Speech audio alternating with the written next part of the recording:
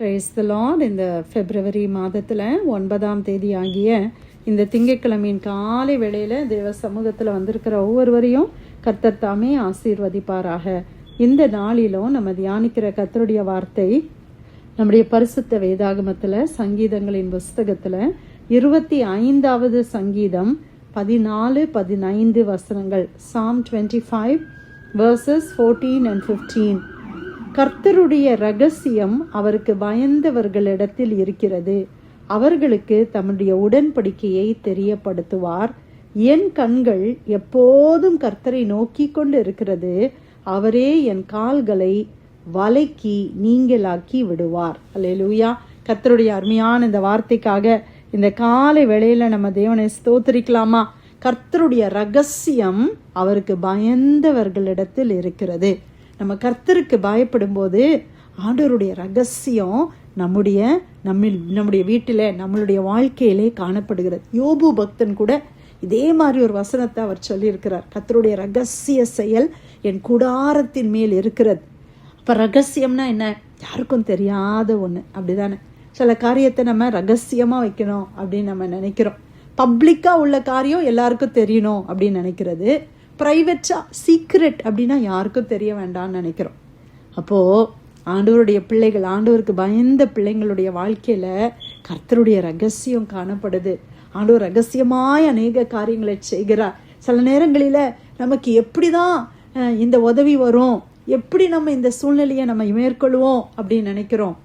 ஆனால் ஆண்டவர் அங்கே ரகசியமான ஒரு செயலை செய்து அந்த சூழ்நிலையை மேற்கொள்ள பலன் கொடுக்கிறார். ஏதோ ஒரு பொருளாதார தேவை வரும் பொழுது கர்த்தர் ரகசியமா எங்கிருந்தோ ஒரு இடத்துல நமக்கு உதவியை அனுப்பி நம் தேவையை சந்திக்கிறார். ஒரு பிரச்சனையை ரகசிய விதமாய் கர்த்தர் மாற்றுகிறார். நம்ம வீட்டில் ஏதோ ஒரு பிரச்சனை, ஐயோ இது வெளியில தெரிஞ்சா என்ன ஆகும், இப்படி ஒரு பிரச்சனை இருக்குதே அப்படின்னு நம்ம நினைக்கிறோம். ஒருவேளை ஒருத்தர்கிட்ட நம்ம சொல்லி இந்த பிரச்சனைக்கு ஏதாவது ஒரு தீர்வு இருக்குதா அப்படின்னு கேட்டால் அவங்க என்ன செய்வாங்க? இன்னொருத்தர்கிட்ட போய் சொல்லுவாங்க, அவங்களுடைய வீட்டில் இப்படி பிரச்சனையா, உங்களுக்கு தெரியுமா அப்படின்னு சொல்லுவாங்க. அது இன்னும் 4 பேருக்கு அப்படி போயிட்டே இருக்கும், அப்படிதானே? அப்போ மனிதர்கள் ஒருவேளை அந்த பிரச்சனையை பார்த்து தூற்றலாம், நம்மளை எளிவாக நம்ம நினைக்கலாம்.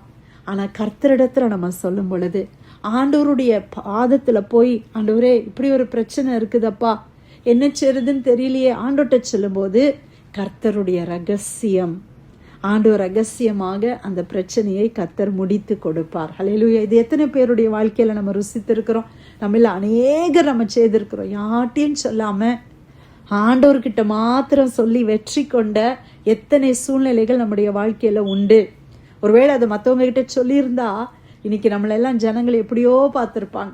ஆனால் கர்த்தர் என்ன செய்தார்? அப்படி இல்லாமல் ஆண்டவர் ரகசியமாக அந்த காரியங்களை நமக்கு முடித்து கொடுத்தார். நமக்கு ரகசியமாக நம்முடைய குடும்பத்தில் அநேக நன்மைகளை கர்த்தர் செய்தார். பலவிதமான தீமையிலிருந்து கர்த்தர் நம்மளை பாதுகாத்தார். அது எப்பொழுது நடக்குது? நம்ம கர்த்தருக்கு பயப்படும் பொழுது கர்த்தருடைய ரகசியம் அவருடைய பயந்தவர்களிடத்தில் இருக்கிறது. அவர்களுக்கு என்ன செய்கிறாராம்? தம்முடைய உடன்படிக்கையை தெரியப்படுத்துவார். கர்த்தர் நம்மோடு உடன்படிக்கை பண்ணியிருக்கிறார். ஆண்டவர் அந்த உடன்படிக்கையை தெரியப்படுத்துகிறார்.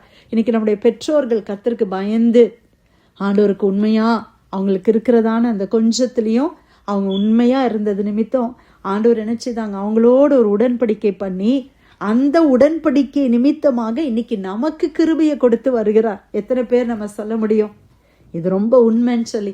ஒருவேளை நம்ம பெற்றோரோ, நம்முடைய கிராண்ட் பேரண்ட்ஸோ, நம்முடைய ஃபோர்ஃபாதர்ஸோ நம்மளை மாதிரி பெருசா அவங்களுக்கு ரொம்ப படித்திருக்க மாட்டாங்க, செல்வ செழிப்புல அவங்களுக்கு இருந்திருக்க மாட்டாங்க. ஆனா அவங்களுக்கு இருந்த கொஞ்சத்துல கர்த்தருக்கும் கர்த்தருடைய சபைக்கும் கர்த்தருடைய ஊழியர்களுக்கும் அவங்க உண்மையா இருந்தாங்க இல்லையா? ஆண்டவருக்கு பயப்படுற பயத்துல அவங்க வாழ்ந்தாங்க. கொஞ்சம் சம்பளத்துல அவங்க உண்மையா தசம பாகம் போட்டாங்க, காணிக்கையை கொடுத்தாங்க, ஊழியர்களை உபசரித்தாங்க. அப்ப தேவன் அவங்களோட ஒரு உடன்படிக்கை பண்ணி, உன்னுடைய வம்சத்தை, உன்னுடைய சந்ததியை நான் ஆசிர்வதிப்பேன்.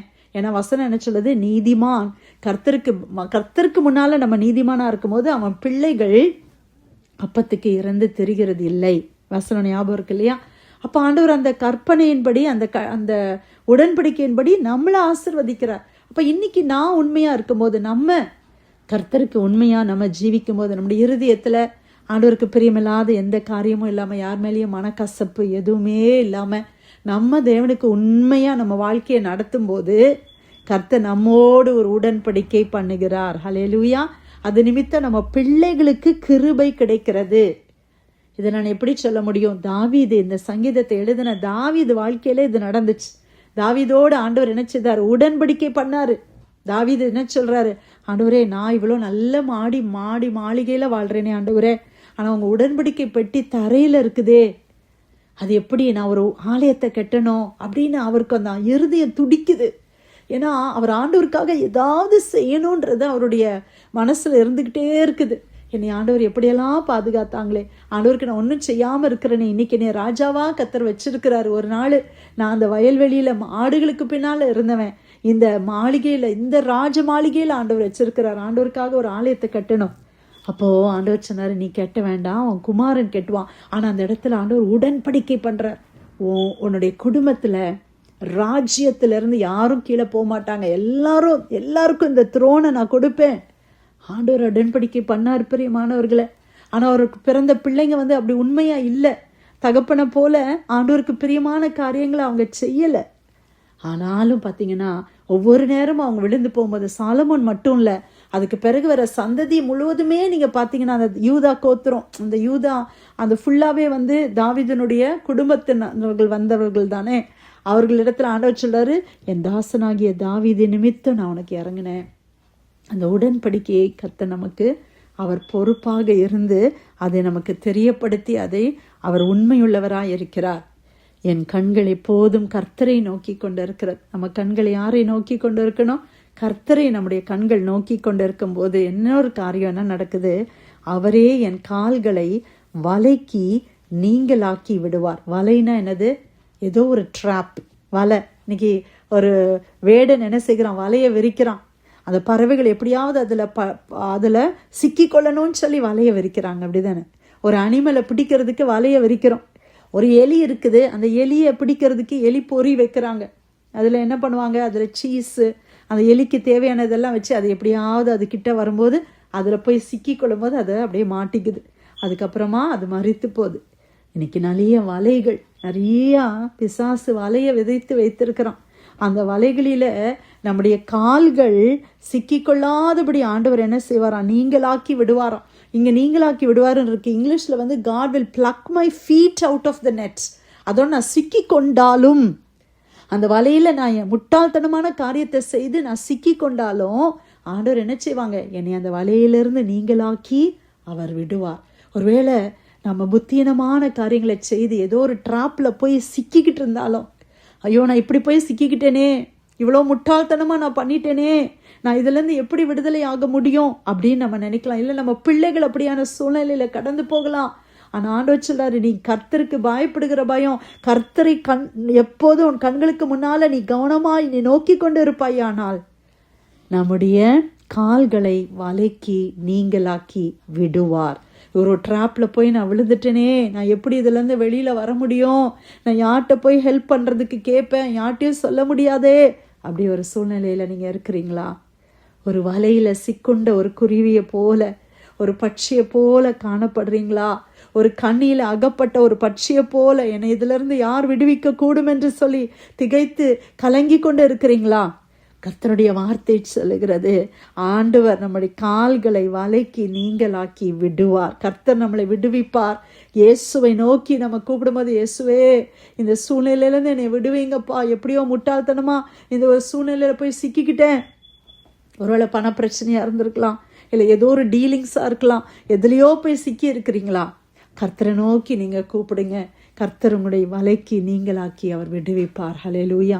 ஆண்டவர் பாருங்க, ஆண்டவருக்கு பயந்து ஜீவிக்கும் போது கர்த்தர் எத்தனை நன்மைகளை செய்யறாரு. இல்ல, நம்ம சலாத்திர நினைக்கிறோம் ஆண்டவருக்கு உண்மையா இருந்து என்ன பிரயோஜனம்?